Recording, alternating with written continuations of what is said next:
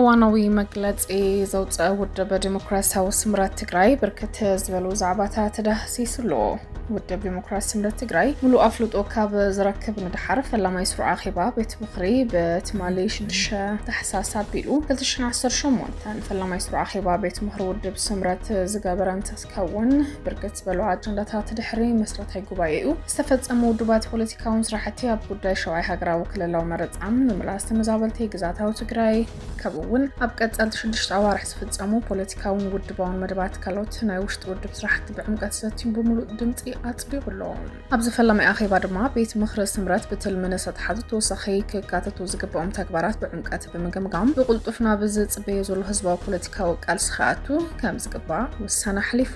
ኣብ ትግራይ ለውጥን ሰላምን ንምምጻእ ክሳብ ሕዚ ክካየዱ ዝጸንሑ ቃልስታት ክተሓባበሩን ክሳተፉን ዝጸንሑ ኣባላት ድማ ካልኦት ደለይቲ ለውጥ ኣካላት ህዝቢ ንዝረኣይዎ ተበግሱ ተወፋይነት ዝተኸፍለ ዋጋ ዓብይ ክብሪ ኣለና ዝበለት ውድብ እቲ ህዝቢ ትግራይ ዝጠልቦ ዘሎ ለውጢ ኣብ ዝሓፀረ ግዜ ክግሃድ እቲ ዝተጀመረ ህዝባዊ ቃልሲ ብምጥንኻር ድማ ብምውዳብን ናህርን ብዕምቀትን ቃልሲ ብምውሳኽ ክምራሕ ምዃኑ ኣፍሊጡ ኣብ ቅልጡፍ ለውጢ ንምምጻእ ዝካየድ ህዝባዊ ቃልሲ ኩሎም ደለይቲ ለውጢ ሓይልታት ሰላም ብፍላይ ህዝቢ ትግራይ ድማ ብሓፈሻ ዝተወደበን ዝተናበበን ቃልሲ ከካይድ ቤት ምኽሪ ውድብ ስምረት እውን ፀዊዕታ ኣቕሪቡ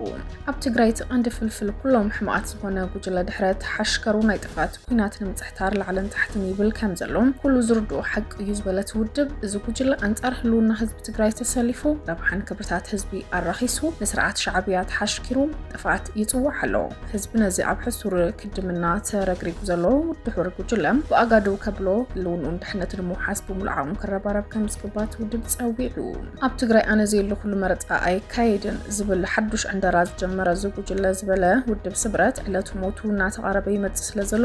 ህዝብና ተመሊሱ ከይጠፍእ ኩሉን ህልውናና ሰላም ህዝቢ ትግራይ ዝቃለስ ዘሎ ሓይሊ ተናቢቡ ተወዲሙ ክቃለስ እጃሙ ክፍጽም ውድብ ስምረት ኣጥምቂቡ ዘሎ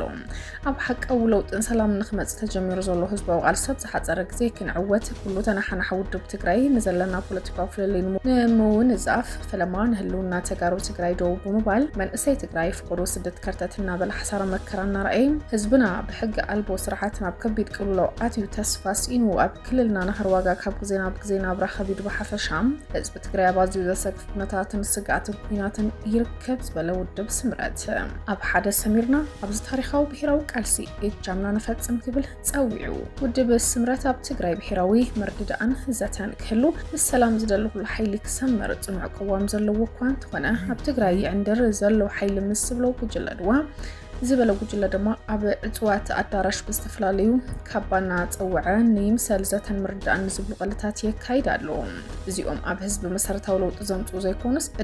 ዕድመ እቲ ጉጅለ ድሕረትን ገበንን ንምንዋሕ ዝዓለመ ህዝቢ ዘይቀደሙ ስለ ዝኾኑ ግን ከም ዘይንቕበሎም እናፍለጥና ኩሎም ውድባት ትግራይ ካልኦት ውዳበታት ወከልቲ ህዝቢ ዘለውሉ ሓቃዊ ዘተ ምርዳእ ምስ ዝግበር ግን ውድብ ብወከልቱ ኣቢሉ ከም ዘሳትፍ እጃሙ ከም ዝወፍን ኣረጋጊጹ ብሄራዊ ድሕነት ከቲትካ ትቃለስ ዝጸንሐ ሰራዊት ትግራይ ብሰንኪ ውሕዳት ፀረ ህዝቢ ዝኾኑ ፖለቲካዊ ወታደራውን መራሕቲ ብዝብርክ ከም ዘብፅሐካ ርዱ እዩ ዝበለ ውድብ ስምረት ዝረዝን ዋጋ ዝኸፈልካሉ ህዝባዊ መኸተብ ሰንኪ ዞም ድሑራት መራሕቲ ተሓንሽሹ ምስርዓት ሻዕብያ ተላፊኖም ናብ ካልእ ናይ ጥፋት ኩናት ከእትውካ ሕርድግ ይብላ ኣለዉ ስለዝኾነ ንድሌትን ባህግን ውሕዳት ገበቲ መራሕቲ ዘይኮነስ ንድሌትን ባህግን ህዝቢ መሲንካ ኣብ ቁርፂ እዋን ኣብ ታሪኻዊ ህዝባዊ ቃልሲ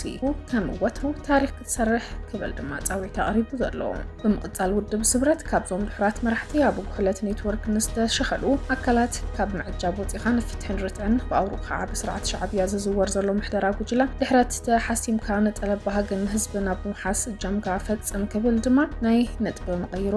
ህዝባዊ ቃልሲ ክትከውን ውድብ ስምረት ፀዊዑ ኣብ መወዳእታ ውድብ ድማ ኩናት ትግራይ ኩናትን ወረ ኩናትን ንምትራፍ ኣብ ዝገብሩ ቃልሲ ኩሉ ትግራዋይ ኣብ ጎኑና ይኹን ክብል ብሎሚ 7 ታሕሳስ 2018 መልእኽቲ ሓሊፉ